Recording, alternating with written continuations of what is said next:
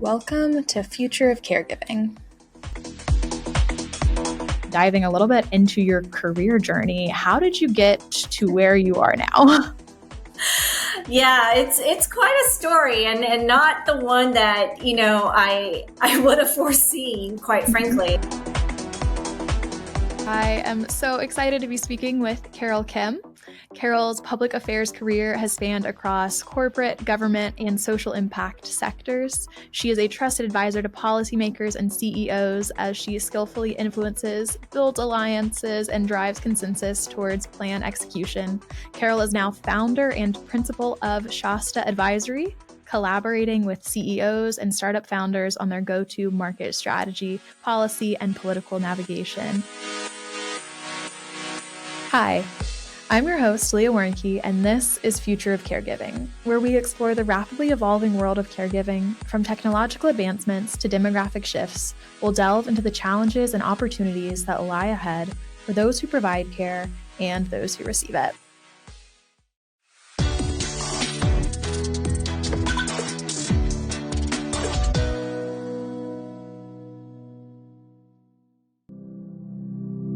Now, your professional experience is incredibly interesting, and I have so many questions about your career, how you have gotten here, what you are doing now. But to start us off, I know you have a bit of personal experience in the realms of navigating this healthcare space. So do you mind starting by just telling us a bit about your personal caregiving journey? Yeah, I'm happy to. So I would say that my first caregiving journey started unexpectedly. I think, like for many caregivers, they find themselves being a caregiver unexpectedly. At the time, I was just 2 months into my new role as a health policy advisor to then LA County Supervisor Zev Yaroslavsky, providing some strategic direction of LA County's $4 billion healthcare delivery system across health, mental health, and public health. And about 2 months into that job of mine professionally, my father was diagnosed with stage 4 lung cancer. He was a lifelong smoker.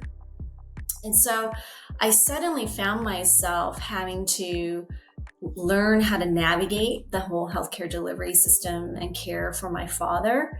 Along with, finding myself doing some shared caregiving duties, with my mother. So, it was a very much an eye-opening experience, both personally and professionally, with a lot of lessons learned that still remain with me today. Wow. This experience is valuable, I'm sure, in shaping your career as someone who has a wealth of professional experience in navigating the healthcare space. I'm sure you also experienced confusion as you're navigating it personally, as so many people do. So with that in mind, what was one of the most unexpected things about caregiving and serious illness that people don't really know about until they're thrust into that world? Yeah, there are so many unexpected things that you learn and pick up along the way. But I would probably say one of the most unexpected things about caregiving and going through that with my father is that people surprise you, right? They surprise you in both good ways and, quite honestly, in not so good ways. You come across people who will show up for you and your family in your time of need, right? People who you didn't necessarily, think about, in that way. And then there are those whom, you sort of expect or think that they will show up for you, but they don't, right? And so I would say that that's been one of the unexpected learnings, about how people show up for you in your time of need. And I will also say that, once you come outside on the other end of the whole caregiving journey and confronting, issues around illness and health, when you get onto the other side of it, your level of empathy and compassion gets activated differently on a go-forward basis, because there's something to be said once you've gone through it yourself. Empathy and compassion shows up very differently. Certainly. Yeah, going through these experiences on a personal level, I'm sure enables you to have that empathy quickly for people going through similar situations. And so, from your own experiences, if you had to give a piece of advice to someone who is newly starting a caregiving journey, what would that be? Wow.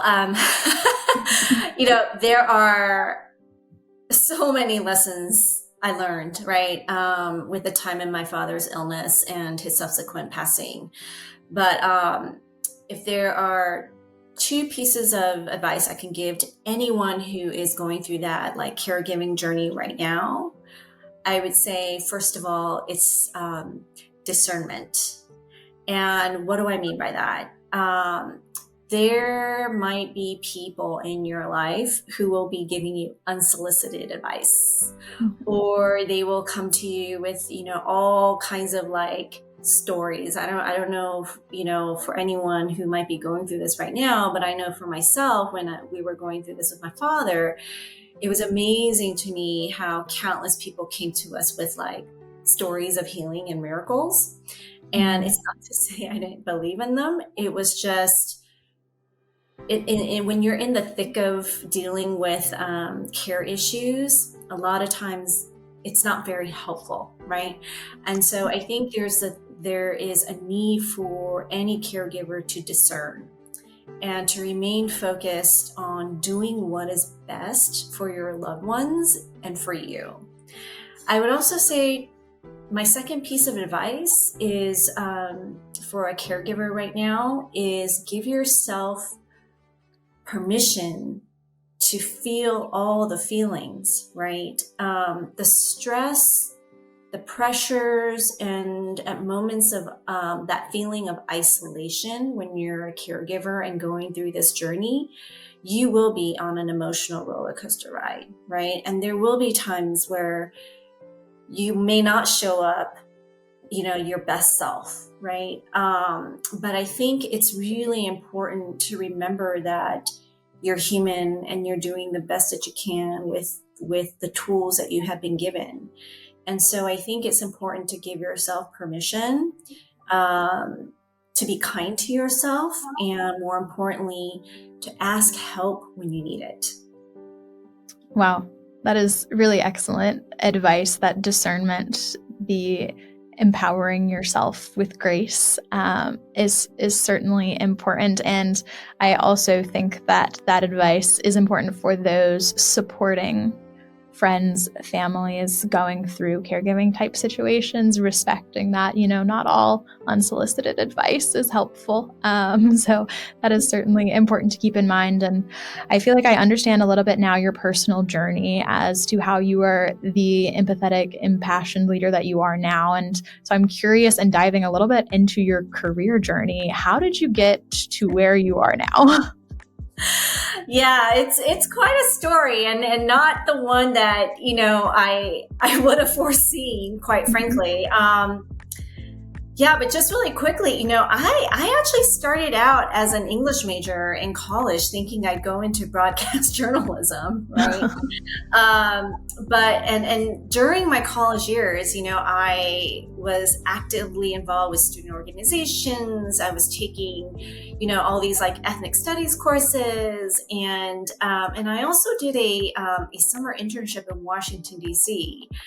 And when I was a junior in college in DC doing my college internship, I had two. I had one with a local ABC TV News affiliate, because of course, I was on this grand plan to go into broadcast journalism.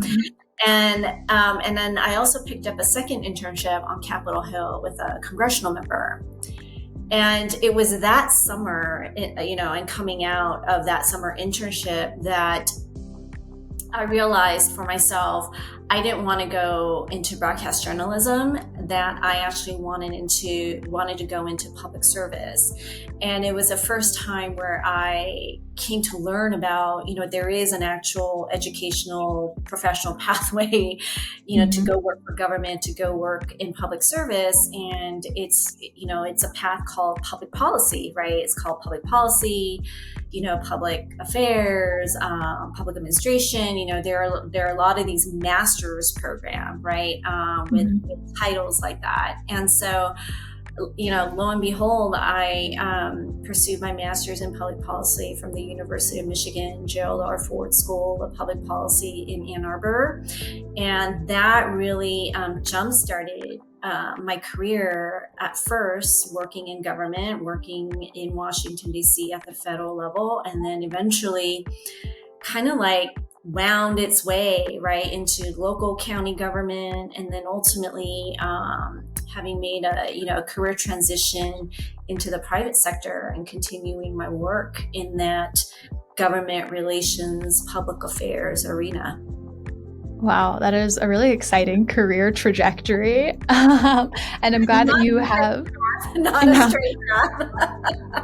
Not a straight path, but you have definitely figured out how to utilize your unique talents and abilities to make an impact. And so I'm curious, since you have held such important leadership positions in both the public and private sectors, how have you noticed the impact you've been able to make? How has that differed between those two fields? I actually will say that, in many ways, working in the private sector or the public sector, it's been really similar, and I say that because I know how to navigate highly matrix, large, complex organizations, whether it's working for government or working for publicly traded Fortune 100 company, right?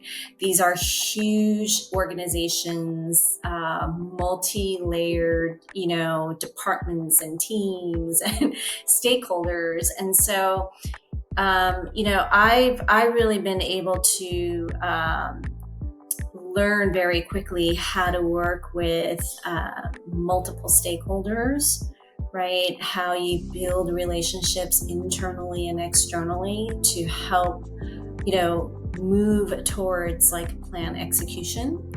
And so I would say, many of the leadership skills and experiences, they transcend across sectors, right? Whether it's in the public sector or the private. Yeah, certainly there are lots of different ways to make an impact. And while the exact pathway to making that impact might differ slightly or largely, there are certainly lots of ways you can go about doing that. And I know one of your roles was as the VP for HealthNet. And in this role, you were able to discover market opportunities and community needs. And I'm really curious, in that role, in that space, what's an accomplishment there that you are particularly proud of?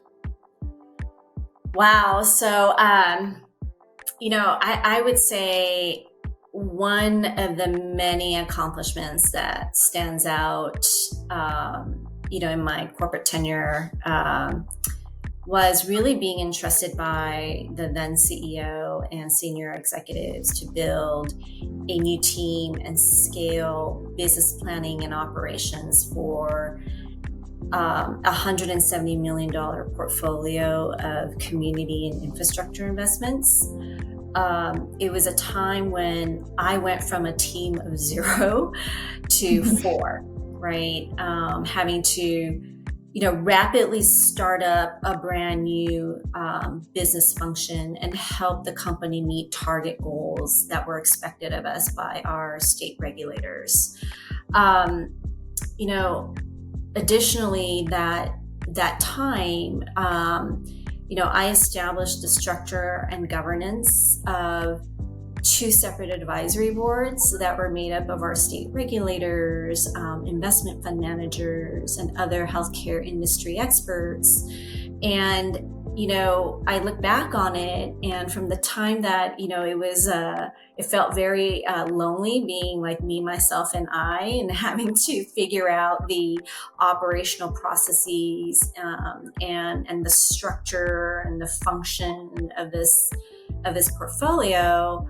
I take pride in knowing I went from a team of 0 to team of 4, and 3 years later, successfully got the company to deploy capital of over $40 million in California to, improve healthcare access, to expand healthcare coverage, to invest in workforce development, as well as invest in the expansion of federally qualified health centers and community clinics. And so I would say, looking back in my long tenure at my last company, among the many accomplishments, that's the one that stands out the most for me.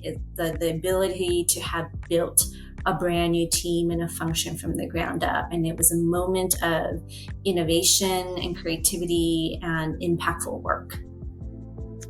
Those are numbers that sound so surreal to me. I cannot even imagine the level of responsibility. But it sounds like you handled it all with grace. And I mean, the impact is incredible that you had with HealthNet. And now you are working with Shasta Advisory, which you are the founder of. What is your favorite part of your work now? Oh, yeah. I will say, like, the reason I love doing what I do through Shasta Advisory is because I get to work at the intersection of business, a bit of government policy, and social impact work, right? Towards, quite frankly, like solving for hard human problems, right? Mm-hmm. I really enjoy collaborating with leaders and helping them go from ideation to execution, right? These are leaders who are solving, for problems in healthcare, problems in fintech, right? Around equity issues, problems in the social impact space, because I get to work on these various issues that keep it interesting, quite frankly, but they all also require strategic planning. It requires stakeholder mapping and identifying areas of partnership development, as well as helping the leaders and the teams get to operational excellence, right? And so that's why I love what I do right now. Yeah, getting to help people reach their goals is such an incredible job to have. That's really awesome. So I'm sure that you have many people who have guided you throughout your professional journey. Is there one particular person who has been inspirational in your work life, and why? Yeah, oh man, it's like, where do I even begin? I have been very, very fortunate in my career to have had many, many people who have guided me, whom I have learned from, who have, quite frankly, given me opportunities and promotional advancements. But I would say that still, at the end of the day, who inspires me the most even now are, quite frankly, my parents, right? And I say that because I'm the child of first-generation immigrant parents, right? They came to this country, they left their social capital, their human capital, and the comforts of, their home life, from where they grew up, pursuing something bigger, right? Pursuing a bigger vision, a bigger dream, and leaving it all behind and coming here. And so, I have a lot of lived experiences, being, a child of first-generation immigrants, a lot of lived experiences that come with it, being a woman of color, right? And so all of that really informs the way in which I have chosen a career path that I've chosen in public policy, public affairs.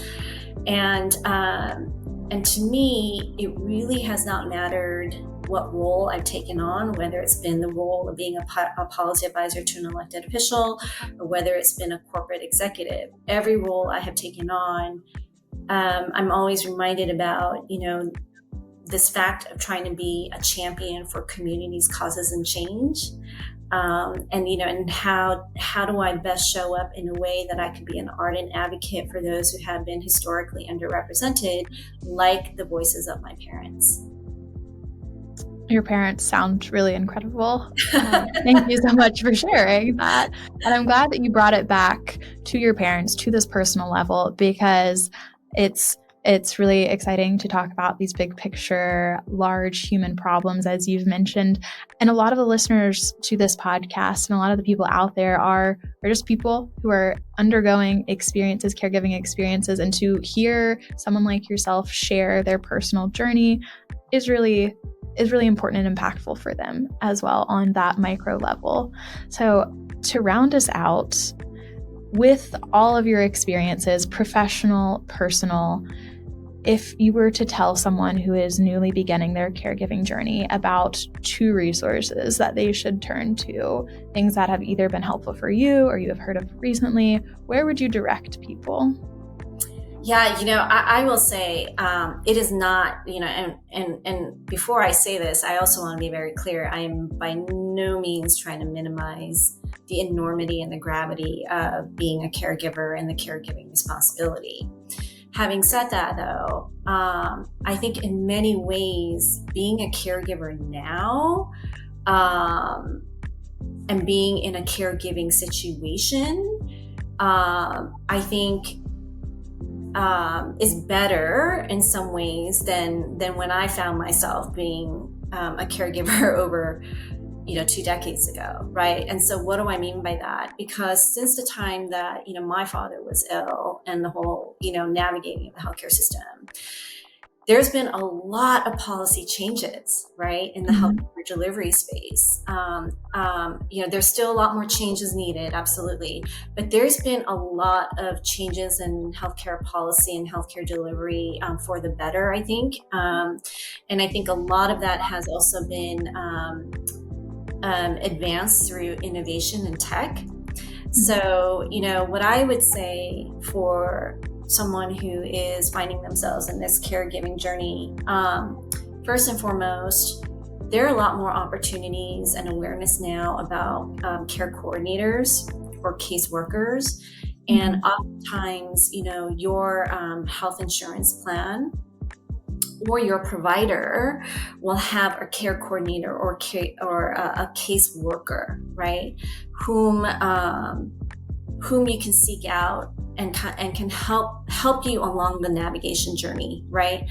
It is not to say that is perfect, because you still have so many moments where in the healthcare system where it's like the left hand does not know what the right hand is doing. So it is by no means is it perfect, but I think there is more awareness and more availability now with respect to working with a care coordinator or caseworker who can help you and your family on this journey. I would say too, what's really exciting, and which gets me really personally excited, as you know, Leah, is that there are so many tech-enabled platforms now available to address caregiving needs. And like Care Yaya, I'm doing a plug, right? But there are so many tech-enabled platforms, right? That quite frankly, maybe in your service area that might be reasonably priced, with out-of-pocket expenses, or some of these tech-enabled caregiving platforms, are now partnering with a lot of health insurance companies. So it might even be part of your plan coverage, right? It takes a bit of investigation, but I think there's so many opportunities now that better supports caregivers and the whole caregiving role. Certainly, and we have not yet perfected the role of the caregiver, of the family caregiver, but you are absolutely right that I think there have been so many technological advancements, policy changes that are working to improve this experience as they should be. So thank you so much for sharing your expertise with us today, Carol. I really appreciate it. Oh, thank you, Leah. Thank you. It was an honor, and I'm so delighted to have been on this podcast with you. Oh. And that's a wrap for this episode of Future of Caregiving, brought to you by Cariaya. We hope you've enjoyed this exploration into the world of caregiving and you've learned something new and valuable. If you want to stay up to date on all things caregiving, don't forget to subscribe, rate, and review. Tune in every week as we release new episodes featuring exciting guests and powerful stories.